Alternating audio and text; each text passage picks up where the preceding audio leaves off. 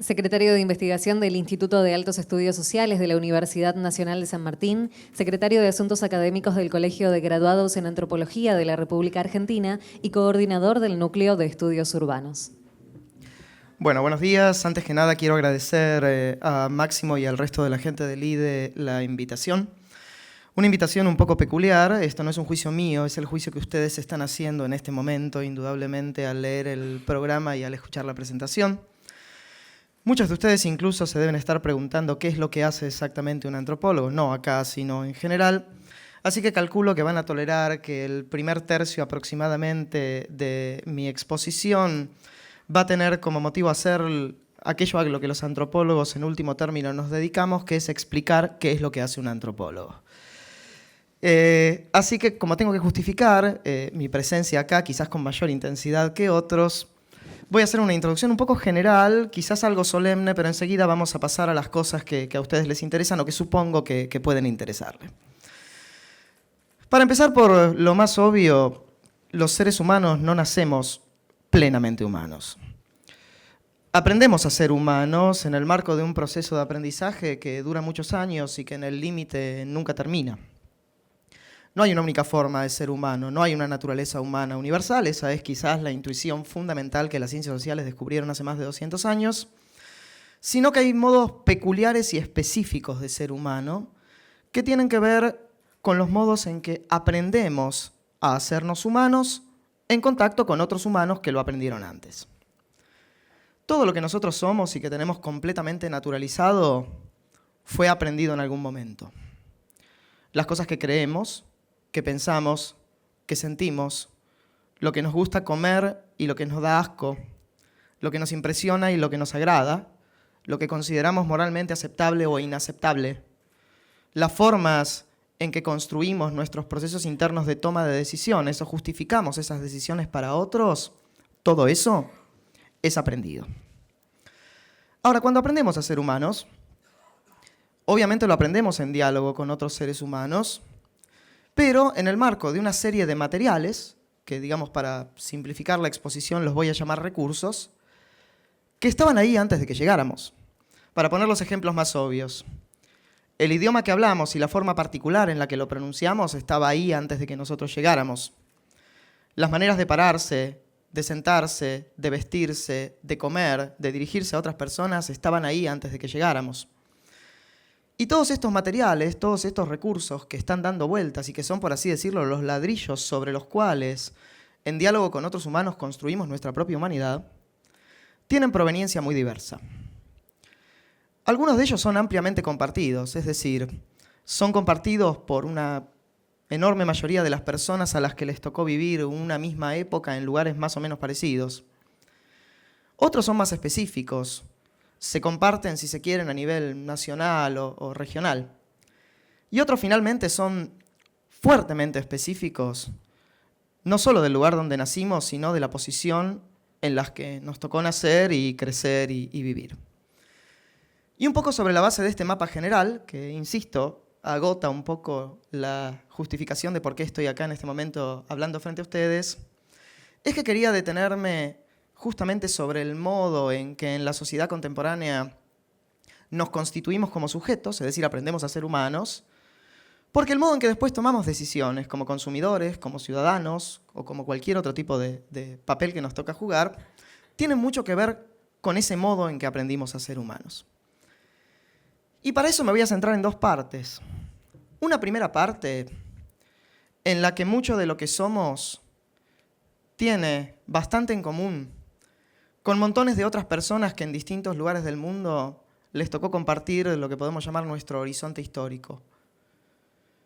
Y en segundo lugar, y un poco más específico, algunas cosas que ya no son tan compartidas a nivel, digamos, si se quiere, global, sino que tienen que ver con modalidades específicas en que aprendimos a ser humanos en la Argentina contemporánea. Lo primero que tenemos que saber es que todos nosotros nacimos y nos desarrollamos como seres humanos en un horizonte histórico muy particular y muy raro, aunque ya tiene varios siglos de existencia, a la que en general solemos llamar los científicos sociales modernidad. La modernidad, que nosotros tenemos completamente naturalizada, y ahora en un ratito veremos exactamente en qué consiste, cuando uno lo mira en perspectiva geográfica e histórica, es una manera muy rara, muy novedosa, muy peculiar y muy singular de ser humanos, y que es muy distinta de la inmensa mayoría de las formas de ser humano que han existido en otras épocas y en otros lugares. Y quizás la forma más sencilla de entender en qué consiste la especificidad de este horizonte moderno en el cual todos nosotros aprendimos a ser humanos, tiene que ver con pensar en la clase específica de personas que produce esa modernidad. Y la clase específica de personas que produce esa modernidad son los individuos. Para nosotros es natural pensarnos como individuos. ¿Qué significa ser individuo? Significa que soy singular, único, autocontenido, que no dependo de nadie, que tomo mis propias decisiones, que llevo las riendas de mi propio destino, que no estoy mediado por lo que otros quieren que yo sea. Además de que esto es falso, y ya veremos por qué, al mismo tiempo la experiencia de sentirnos así es absolutamente auténtica, todos nos pensamos así todo el tiempo, es una condición moderna, profundamente excepcional en la historia de la humanidad. Es decir, para decirlo de un modo un poco más claro, la mayor parte de las sociedades que han existido durante la mayor parte del tiempo en que la humanidad existe no generaban individuos. Solo las sociedades modernas lo hacen. Ahora, yo les decía recién que la modernidad ya lleva varios siglos. No tiene mucho sentido contarlos con exactitud, pero deben ser básicamente 6 o 7. Pero también es cierto que esta forma individuo, que es la forma en que la modernidad fabrica personas, para usar una mala metáfora, no surgió completa desde el principio. Para decirlo de una manera inexacta, pero más o menos clara, a medida que el horizonte de la modernidad avanza, el tipo de personas que crea son cada vez más individuos. Somos mucho más individuos de lo que eran nuestros padres e incomparablemente más individuos de lo que eran nuestros abuelos o bisabuelos. Esto se puede ver con un ejemplo muy sencillo, que tiene que ver con el modo en que los individuos procesamos nuestras relaciones con las instituciones. Nuestros abuelos o bisabuelos, dependiendo de la edad, cada vez me pasa más que hay gente más joven que yo, entonces tengo que estirar las generaciones. Al momento de hacerse personas, al momento de hacerse individuos, tenían un montón de sus decisiones mediadas por instituciones. Es decir, su pertenencia a determinadas instituciones configuraba, hardcodeaba, daba por sentado una cierta serie de decisiones que ya estaban tomadas por ellos. Por ejemplo, para dar un ejemplo sobre el ejemplo. Si hace 80 o 90 años alguien me decía, yo soy argentino, socialista y católico, que es una combinación rara, pero pongámosle, yo ya podía saber con mucha precisión qué pensaba esa persona sobre un enorme número de cosas, sin preguntarle nunca. Porque esa pertenencia institucional traía como consecuencia la legitimidad automática de todo aquello que la institución representaba. Hoy una persona puede decirme que es argentino, puede decirme que es socialista y puede decirme que es católico, y no tengo la menor idea de qué piensa sobre casi absolutamente nada, porque esas instituciones se transformaron en etiquetas que a su interior no solo encubren una heterogeneidad sumamente grande, sino que también encubren conflictos y otra cosa que tenemos los individuos contemporáneos, que es la capacidad de entrar, salir, abandonar instituciones, cambiarlas por otras, o incluso sostener pertenencias a instituciones que en otros momentos hubieran sido incompatibles. En realidad, lo que se erosiona en la relación de las personas con las instituciones a medida que nos transformamos más y más en individuos, es algo que en sociología se conoce como autoridad. Y cuando digo autoridad no tienen que pensar autoridad como la autoridad del garrote. Vamos a ver en un ratito qué es lo contrario de eso. Tienen que pensar la autoridad como la legitimidad que tienen ciertos actores individuales o colectivos de decirnos algo acerca de lo que tenemos que hacer y que a nosotros nos parezca legítimo que nos lo digan. La forma individuo lo que erosiona es la autoridad. Porque a medida que somos más y más individuos, sentimos que cada vez menos las instituciones, sean cuales sean, tienen derecho, legitimidad o prerrogativa de decirnos qué tenemos que hacer. Esta forma contemporánea de ser individuo, y que consiste básicamente en ser muy individuo, lleva consigo un imperativo, una obligación. Y es lo que podemos llamar la obligación de la construcción de sí. Antes, mi rol como individuo, en todo caso, se circunscribía a elegir a qué instituciones yo le otorgaba legitimidad para tomar las decisiones por mí. Y a veces ni siquiera eso, lo decidían mis padres, en qué religión bautizarme, en qué partido político afiliarme o de qué cuadro de fútbol ser. Hoy que las instituciones ya no tienen esa legitimidad porque no se las reconocemos, aparece un imperativo que es el imperativo de construirnos a nosotros mismos. Todos nosotros sentimos la obligación absoluta, en tanto individuos, y acá está la paradoja, de ser únicos, singulares, irrepetibles, creativos, sobre la base de elecciones que nosotros tomamos y de las que en último término se supone que nosotros somos los responsables. Y esto implica un shopping de instituciones. Estamos cambiando todo el tiempo de religión o de ninguna, de afiliaciones políticas, cuando es que decidimos tener alguna, de grupos a los que pertenecemos, todo el tiempo. Eso está abierto, es un mercado en el cual decidimos. Y además, cada vez más los recursos que utilizamos para construirnos como individuos no vienen de las instituciones, sino del mercado y del consumo. En gran medida, lo que nos caracteriza hoy como individuos singulares frente a otros individuos singulares son decisiones de consumo. Decisiones de consumo en sentido estricto, qué marca de teléfono utilizo o cuál no utilizaría nunca sobre todo. ¿Dónde compro la ropa? ¿Qué marca de auto tengo? ¿Cuáles son mis gustos cinematográficos, musicales y recreativos? Todas esas decisiones configuran los ladrillos sobre la base de los cuales me constituyo como individuo. Toda decisión de consumo es una decisión no solo estrictamente de consumo, sino en las condiciones contemporáneas en las que nos hacemos y actuamos como personas, son decisiones estéticas y son decisiones morales. Consumir un producto, una marca o no otra, es decir, quién soy, qué soy y sobre todo, con quiénes no querría nunca correr el riesgo de ser confundido. Ahora, el imperativo de ser individuo, uno puede vivirlo, y de hecho muchos de nosotros lo vivimos en gran medida como una liberación, ¿no? Como una emancipación. A mí nadie me dijo qué carrera tenía que seguir. Bueno, sí, lo intentaron y como ven fracasaron porque soy antropólogo. Nadie me dice a qué religión pertenecer o incluso si pertenezco a alguna, esa religión no me puede decir qué es lo que yo tengo que hacer. Nadie decide qué libros puedo leer y qué libros no, etcétera, etcétera, etcétera. Y es cierto que el proceso de individuación tiene una dimensión emancipatoria.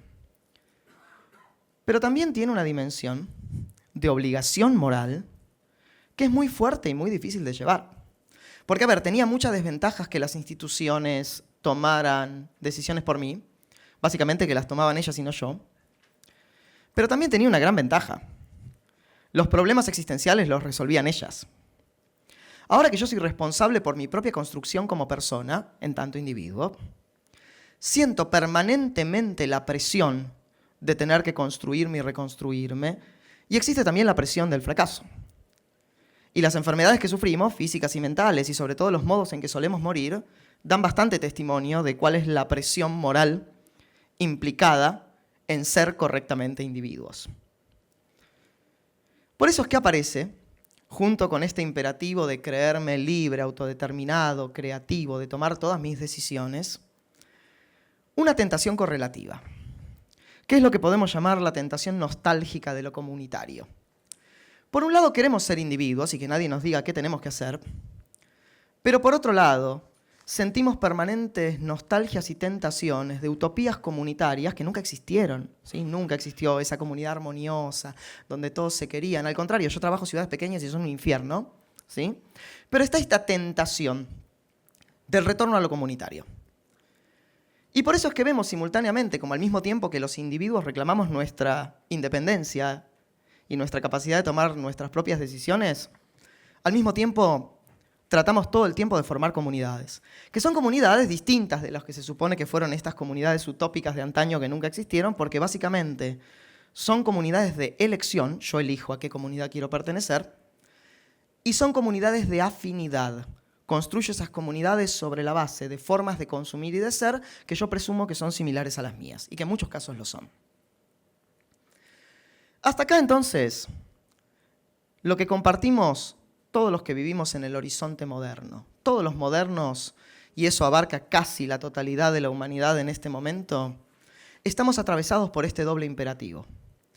El imperativo de la individuación, que hace que mi forma de ser persona sea el resultado de una serie de decisiones que se pretenden y que vivo como autodeterminadas y espontáneas y autónomas, etcétera, etcétera, y que son sobre todo decisiones de consumo entendidas no solo en el sentido estricto, sino como decisiones estéticas y morales que dicen, este soy yo, este es mi estilo de vida, esta es la manera en que yo creo que la vida debe ser vivida y no me confundan con los que la viven de otra manera. Y por otro lado, la tentación de lo comunitario, o sea, esta especie de huida permanente para tratar de buscar comunidades homogéneas en las que supuestamente uno reencuentre una armonía aparentemente perdida, que complemente la tensión de tener que ser individuo todo el tiempo con alguna especie de colectividad afinitaria. Ahora, en el caso de los argentinos, todo esto es cierto, solo que más. Porque a estos atributos, digamos, que son deudores de nuestra condición de modernos, y por tanto de individuos, se le suman una serie de particularidades que son resultado de los efectos, digamos, de sedimentación histórica. Es decir, uno crece en un lugar determinado y a lo largo del proceso en el que atraviesa determinadas coyunturas históricas aprende. Y las cosas que aprende se transforman en parte de uno. Eso es lo que en general, y a veces es una palabra que yo prefiero evitar porque se la suele entender casi siempre mal, es lo que en general se llama cultura. Y digo que tiendo a evitarla porque en general cuando uno dice cultura la gente se la imagina como una especie de esencia inmutable, única, compartida por todos, y la cultura es lo contrario de eso. La cultura es el modo específico en que la historia se encarna en cada una de las personas, que se va haciendo humano mientras esa historia se despliega. Eso es muy complicado y no voy a insistir en eso. Los argentinos hemos aprendido a lo largo de nuestra historia reciente, y cuando digo historia reciente es el último siglo, pero a veces más, una forma específica de ser moderno y de ser individuos y de resolver el problema de la tentación comunitaria, que es una especie de modernidad recargada. Hace ya muchos años que un autor, uno de los más distinguidos politólogos que ha tenido la Argentina, que se llamó Guillermo O'Donnell, en un textito en el que dialoga con un antropólogo brasileño llamado Roberto da Mata, él reflexiona sobre una particularidad del temperamento argentino, que en realidad no es el temperamento argentino, porque no existe nada llamado temperamento argentino, es el temperamento de la Argentina metropolitana y sobre todo de la ciudad de Buenos Aires, y que se puede resumir en lo que él llama el igualitarismo autoritario. ¿Qué es este igualitarismo autoritario? En general, en las discusiones sobre moral y sobre teoría política, el igualitarismo tiende a ser considerado algo deseable. Y sin embargo, los argentinos, como resultado de nuestra experiencia histórica, hemos aprendido a conciliar dos cosas que en teoría aparecen como inconciliables, pero que vivimos de modo natural casi todos los días de nuestras vidas, que son justamente el individualismo y el autoritarismo. Los modernos en general, como les decía antes, resentimos la autoridad. Cuando alguien intenta ejercer autoridad sobre nosotros, es decir, reclamar algún tipo de legitimidad para que lo obedezcamos, sentimos un tirón. Pero en Argentina eso se manifiesta en una forma extrema, en la cual todo ocurre como si los argentinos no pudiéramos concebir la idea de autoridad legítima, como si eso fuera una contradicción. Y es cierto que la modernidad ha hecho mucho por erosionar formas de autoridad que eran ilegítimas, y por eso es que ahora no hay monarcas absolutos, ni la Inquisición puede quemarme por los libros que leo, etcétera, etcétera, etcétera. Pero hay formas de autoridad que en sí no tienen nada de ilegítimo. Y sin embargo, los argentinos estamos acostumbrados a percibir todo reclamo de autoridad como una pretensión intolerable. El típico ejemplo es, por ejemplo, no sé, un grupo de personas reunidas en un bar, está Einstein dando una conferencia sobre física y nunca falta alguien que diga, este viejo que sabe. A ver, no existe ninguna duda, no hay ninguna forma de argumentar que Einstein no sabe más física que yo. Sabe más física que yo. Sabe más física que cualquiera de nosotros. Perdón si hay algún premio Nobel en la sala con la luz en la cara no lo identifiqué. Y no solo sabe más física que nosotros, sino que reconocer eso no tiene nada de malo. Porque no estoy diciendo ni que Einstein sea mejor persona, ni que el hecho de que sepa más física lo hace merecedor de privilegios que yo no tengo, ni que el hecho de que haya diferencias en la cantidad de física que sabemos él o yo sea lesivo a los derechos humanos universales. No estoy diciendo nada de eso. Y sin embargo, ese reclamo de autoridad es intolerable. Yo como académico lo veo todo el tiempo porque los argentinos, y me incluyo por supuesto, porque también lo soy, tenemos una tendencia constante a colapsar las diferencias entre opinión y conocimiento. Entonces, cuando alguien presenta los resultados de 20 años de investigación, nunca falta el que dice, bueno, eso es tu opinión. No, no es mi opinión. Es el resultado de 20 años de trabajo. Y por supuesto, la verdad objetiva y absoluta no existe, lo cual no significa que el resultado de un proceso de conocimiento sea una simple opinión. Una vez un antropólogo célebre entre los antropólogos, por supuesto, nadie más lo conoce, dijo, pretender que no tiene sentido la ciencia porque es imposible la verdad absoluta es lo mismo que pretender que porque no existe la asepsia absoluta en un quirófano da lo mismo operar en una cloaca. No, no da lo mismo. Y sin embargo, tendemos a pensar que el conocimiento es simplemente una forma pretenciosa de la opinión. No lo es. Todo esto para decir que este énfasis moderno generalizado en la erosión de las jerarquías, que insisto, todos los modernos compartimos, en Argentina está acentuado sobre la base de esta idea de que toda pretensión de autoridad es de por sí ilegítima. Y por tanto, cualquiera, sea cualquiera, que parezca que me está diciendo lo que yo tengo que hacer, inmediatamente es impugnado. Inmediatamente es impugnado. Los únicos mensajes que son recibidos son aquellos, por así decirlo, que halagan mi autodeterminación como individuo. Cualquier intento de construir un discurso de autoridad sobre cualquier base va a ser inmediatamente impugnado y resistido. Y eso, aunque no viene al caso, lo digo, para entender a qué me refería cuando hablaba hace un ratito de sedimentación histórica, tiene que ver con un hecho muy sencillo, que es que toda vez que en Argentina alguien dijo autoridad, tenía un fusil cargado apuntándome. Entonces estamos muy acostumbrados a pensar que la autoridad es la fuerza de las armas. Es la fuerza que tienen para imponerme algo, cuando la autoridad es exactamente lo contrario. La autoridad es lo contrario de la coerción. La autoridad es la legitimidad consentida. Y sin embargo, los argentinos tenemos dificultad para entender que hay una distinción entre autoridad y autoritarismo. Los vemos como si fueran sinónimos. Del otro lado, del lado de la tentación comunitaria, yo decía, las comunidades que formamos los modernos son comunidades de elección y afinitarias.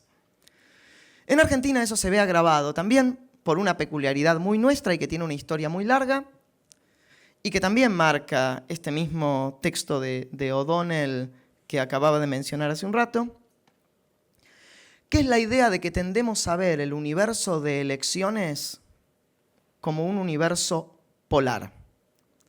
Es decir, siempre hay dos y solo dos opciones que me comprometen en absoluto y que además son absolutamente incompatibles entre sí.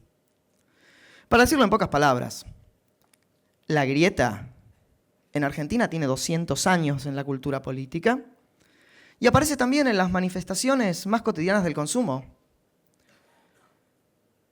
Yo puedo ser fan de Soda Stereo o de Los Redondos. Y ser fan de Soda Stereo implica en los recitales hacer cantitos contra el indio, y ser fan de Los Redondos, insultar a Cerati. Si yo digo que me gustan los dos, es un hecho, me gustan los dos, no hay un lugar de enunciación para eso. La gente me va a pedir que me decida. Puedo ser de Ford o de Chevrolet. No puedo haber tenido los dos autos, primero uno y después otro.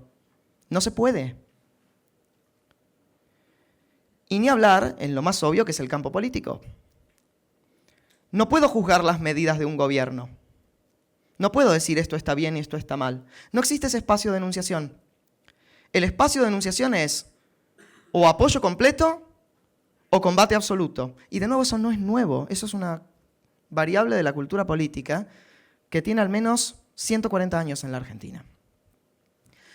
Entonces, si sumamos, para ir cerrando,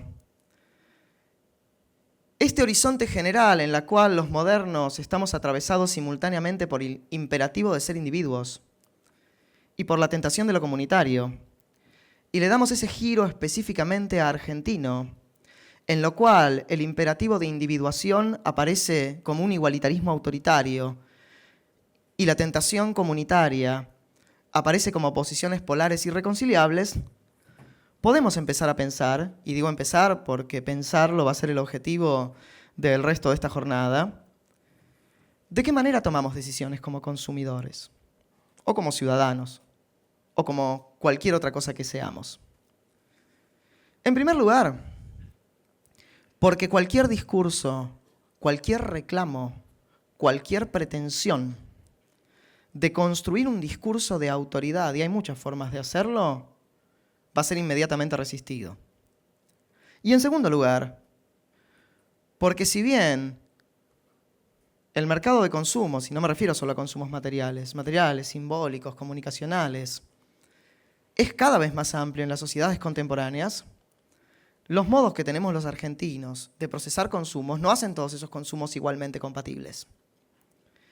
Lo que sí sigue siendo importante, y dejo acá una pista para pensar, es esta idea que mencioné de pasada y que para mí, al menos en la investigación que yo hago o que yo hice, es central. Esta idea de que consumir es un acto estético y moral. Consumir es clasificarme y clasificar a otros. ¿Por qué uno no consume objetos? Consume formas de verse. Yo no consumo un objeto porque sea mejor o peor. Consumo un objeto en gran medida porque me hace cierta clase de consumidor. Distinguido, responsable, ecológico, slow, virtuoso, consciente. Algunas de esas comunidades son compatibles entre sí porque comparten sus bordes. Otras no, sobre la base de esta lógica de todo o nada, no pueden ser procesadas juntas. Y creo, para cerrar y para justificar un poco la impertinencia de Máximo al invitarme, que pensar esta relación o este mundo customer-centric o centrado en el consumidor tiene que ver con entender las personas como atravesadas por estos universos. Y si uno piensa cómo ha evolucionado la idea de customer o de cliente, va a entender bien cómo ocurre este proceso. Porque la palabra cliente, que viene del derecho romano, era una relación vitalicia en el derecho romano. Y el cliente, en su versión analógica, como consumidor recurrente, era la persona que volvía una y otra vez al mismo sitio. Lo mismo customer. Customer viene de custom, de costumbre. Y de costumbre en el sentido fuerte de la palabra. Es la persona que acostumbra a consumir las mismas cosas en el mismo sitio. Paradójicamente hoy hablamos de customizar, que es exactamente lo contrario. Es construir productos, a veces en tiempo real, según las demandas de los clientes. Ese giro de la palabra cliente o de la palabra customer, en lo cual tenemos individuos que en definitiva quieren estar en control, no solo del proceso de consumo, sino a veces en tiempo real del proceso de diseño de aquello que consumen, o al menos sentir que lo hacen, es decir, que la experiencia sea genuina, por más que la práctica no lo sea. Al mismo tiempo que pretenden que esas elecciones definan afinidades que los indican como parte de colectivos electivos que ellos consideran deseables, creo que son las coordenadas para pensar este nuevo mundo en el cual el consumo gira en torno del consumidor. Muchas gracias.